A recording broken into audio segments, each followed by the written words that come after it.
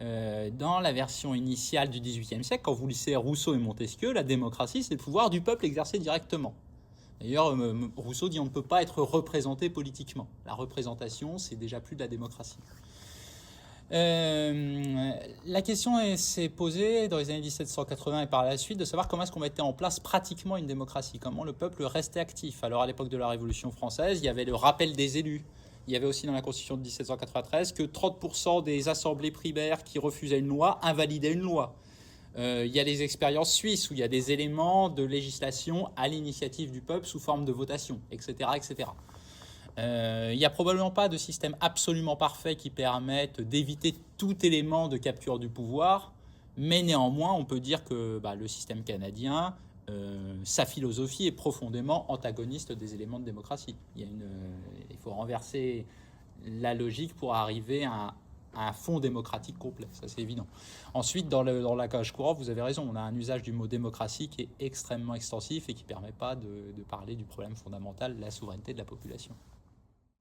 Une aristocratie, donc un petit groupe qui exerce le pouvoir et qui n'est plus tempéré par un pouvoir dit démocratique, populaire, il pense à la fin de la République romaine, il dit elle a tendance à dégénérer, elle a tendance à ne plus se parler qu'à elle-même. Et puis finalement, très rapidement, elle devient la cour d'un tyran.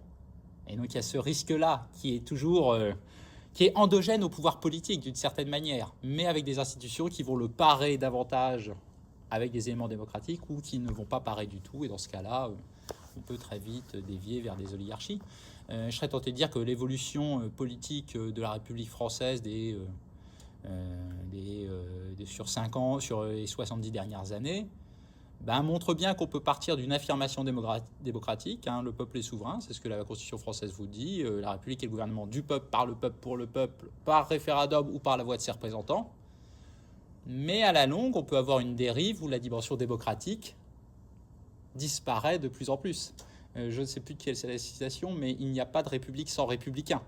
Et c'est là qu'on dépasse la question des institutions et qu'il est question de savoir comment est-ce qu'on fait des gens ayant une éthique républicaine et démocrate et qui peuvent contraindre les élus, dans la mesure où on a besoin d'eux, à se tenir à la pratique démocratique et à revenir au peuple régulièrement.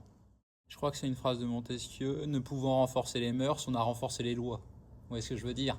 Lorsque on n'a plus la culture politique commune, ce qu'on appelle vulgairement le civisme aujourd'hui, mais aujourd'hui le civisme c'est ne pas jeter ses papiers par terre. Initialement, le civisme c'est se sentir responsable de la République.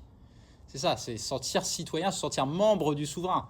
En effet, si on est dans un état d'esprit où les gens se sentent étrangers à l'égard des affaires de la cité, dans ce cas-là, il est assez normal qu'une élite dont l'origine pourra varier, qui peut être une élite cléricale, une élite de techniciens, une élite de militaires, une élite de ce que vous voulez, ait tendance à s'approprier les prérogatives des affaires communes.